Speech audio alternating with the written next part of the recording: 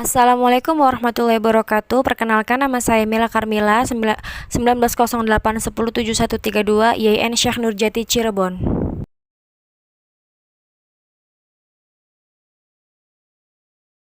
Assalamualaikum anak-anak, selamat pagi. Sebelum kita memulai pembelajaran, marilah kita menjaga kesehatan dengan mencuci tangan sebaiknya dan menjaga kesehatan yang benar-benar, yaitu menjaga jarak dan memakai masker serta cuci tangan supaya kita terhindar oleh virus yang mewabah di Indonesia ini. Indonesia tercinta, jangan lupa. Di sini Ibu akan menjelaskan sedikit materi tentang keutamaan menyantuni anak yatim. Keutamaan menolong anak yatim, hadis yang diriwayatkan Imam Bukhari bersumber dari Sahal bin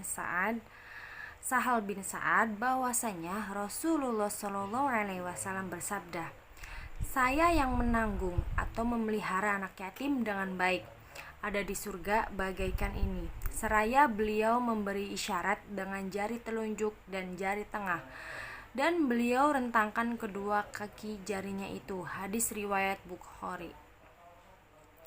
Menolong anak yatim yang merupakan hal yang mulia. Selain ada di panti-panti asuhan, ada pula anak-anak yatim yang tinggal di rumah-rumah biasa bersama ibunya. Nah, anak-anak yatim seperti itulah yang harus benar-benar kita perhatikan, karena belum tentu ada yang menolong mereka. Allah sendiri berfirman yang artinya, "Dan berikanlah kepada anak-anak yatim yang sudah baligh harta mereka. Jangan kamu menukar yang baik dengan yang buruk, dan jangan kamu makan harta mereka bersama hartamu. Sesungguhnya tindakan-tindakan menukar dan memakan itu adalah dosa besar." An-Nisa ayat 2. Beberapa hadis yang berkenaan dengan anak yatim. Hadis yang pertama yaitu, barang siapa yang mengikut sertakan seorang anak yatim di antara dua orang tua yang muslim dalam makan dan minumnya sehingga mencukupinya, maka ia pasti masuk surga. Hadis riwayat Abu Ya'la dan Tobroni, Sahih At-Targhib, Al-Albani 2543. Hadis yang kedua, ada seorang laki-laki yang datang kepada Nabi SAW mengeluhkan kekerasan hatinya. Nabi pun bertanya, "Sukakah kamu jika hatimu menjadi lunak dan kebutuhanmu terpenuhi? Kasihanilah anak yatim, usaplah mukanya, dan berilah makan dari makananmu.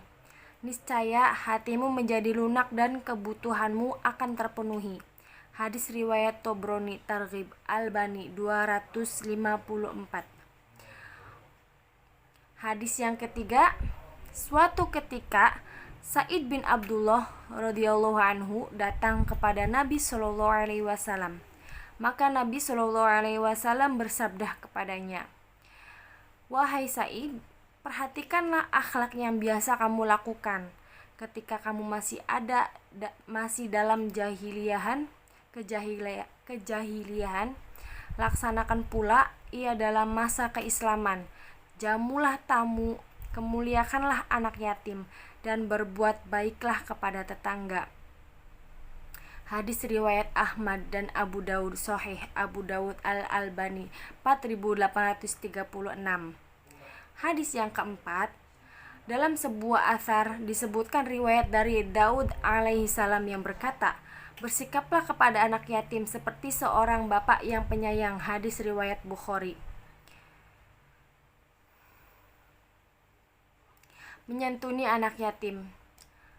Anak yatim adalah anak yang ditinggalkan mati ayahnya selagi ia belum mencapai umur baligh. Kalau sudah baligh itu bukan dinamakan anak yatim lagi. Ingat ya, antara kalau cewek bisa dari mulai umur 9 tahun, kalau anak cowok bisa dari mulai umur 15 tahun masa baliknya. Jadi kalau sudah balik itu tidak dinamakan anak yatim lagi. Dalam Islam, anak yatim memiliki kedudukan tersendiri. Mereka mendapat perhatian khusus dari Rasulullah SAW. Ini tiada lain demi untuk menjaga kelangsungan hidupnya, agar jangan sampai terlantar hingga menjadi orang yang tidak bertanggung jawab. Oleh karena itu, banyak sekali hadis yang menyatakan betapa mulianya orang yang mau memelihara anak yatim atau menyantuninya. Sayang, anjuran beliau itu sampai kini belum begitu mendapat tanggapan yang positif dari masyarakat.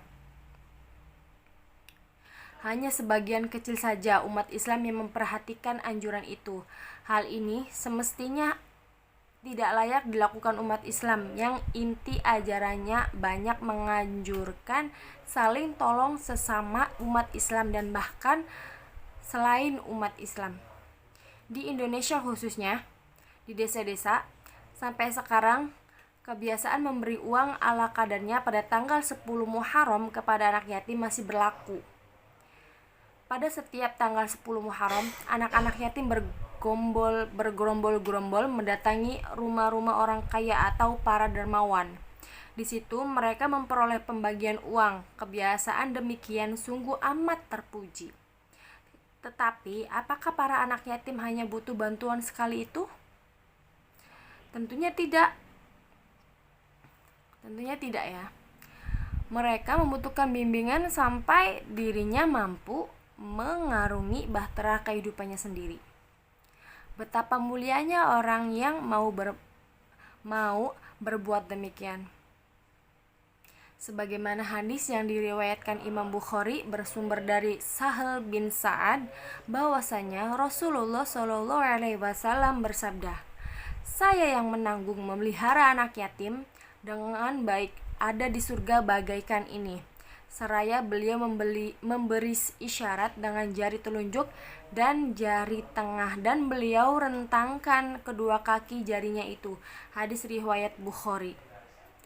Allah sendiri berfirman yang artinya, "Dan berikanlah kepada anak-anak yatim yang sudah balik harta mereka. Jangan kamu menukar yang baik dengan yang buruk, dan jangan kamu makan harta mereka bersama hartamu.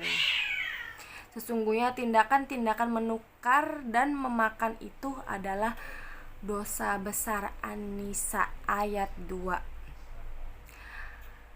Anak yang ditinggal mati oleh ibunya ketika ia masih kecil bukanlah termasuk anak yatim. Sebab bila kita lihat arti kata yatim sendiri ialah kehilangan induknya yang menanggung nafkah. Jadi kalau ada anak-anak kecil, kalau ibunya yang meninggal itu bukan dikatakan anak yatim.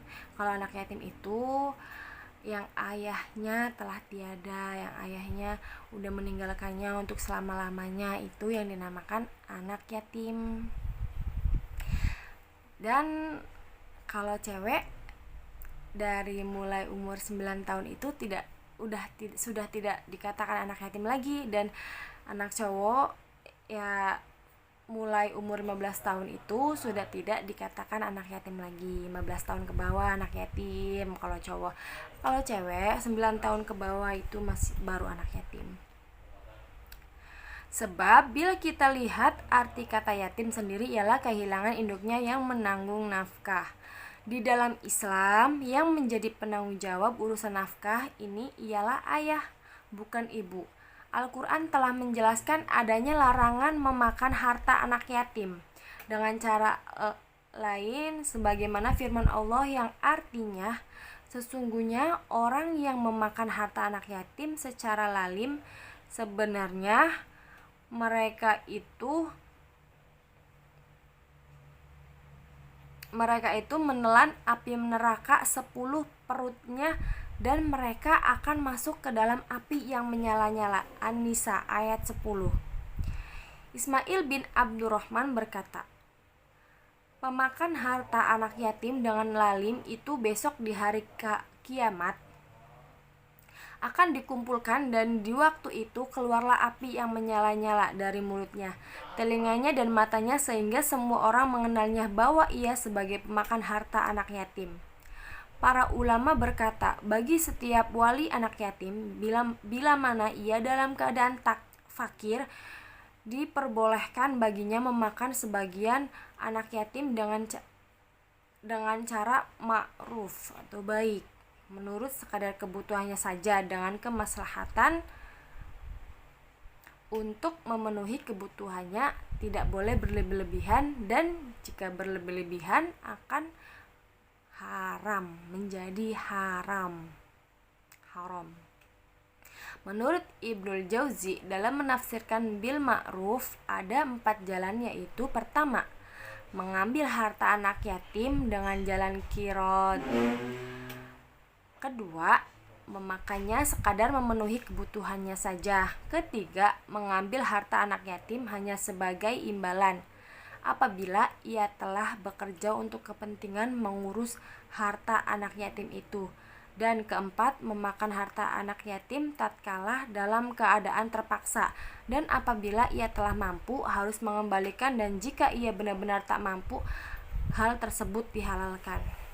Sekian kurang lebih materi dari Ibu. Kalau ada yang ingin bertanya, silahkan ditanyakan.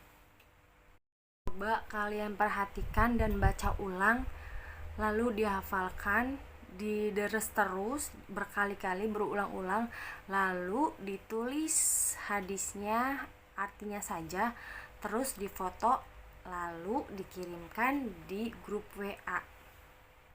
Untuk kesimpulan hari ini, kita harus banyak-banyak menyantuni anak yatim, berbuat baiklah kepada anak yatim, karena dengan kita berbuat baik akan ada imbalan dari Allah Subhanahu wa Ta'ala untuk kita tersendiri, bahkan berlipat-lipat ganda. Dari mulai kita mengeluarkan harta untuk anak yatim, pasti Allah akan memberikan yang lebih untuk kita, insya Allah. Untuk anak-anak yang andil hari ini ikut memperhatikan, terima kasih banyak dari Ibu. Semoga kalian paham, semoga pembelajaran ini bermanfaat untuk kalian. Untuk pertemuan berikutnya, Ibu harap ya semuanya ikut andil semua ya, ikut serta semua, ikut bertanya, aktif semua dalam grup. Sekian dari Ibu, kurang lebihnya mohon maaf. Wabillahi taufik wal hidayah, wal afwu minkum. Wassalamualaikum warahmatullahi wabarakatuh.